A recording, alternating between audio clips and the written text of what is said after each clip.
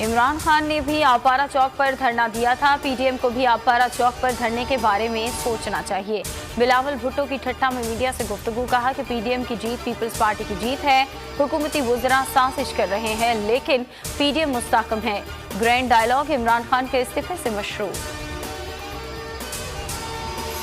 इस्लामाबाद किसी के बाप की जागीर नहीं, हम इस्लामाबाद से नाजायज कब्जा छुड़ाना चाहते हैं।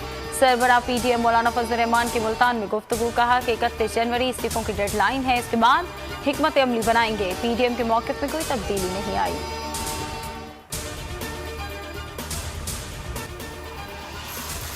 पीडीएम की तमाम जमातें मोरसी हैं। कौम ने लुटेरों को मुस्तरद कर दिया, एनआरओ नहीं मिलेगा।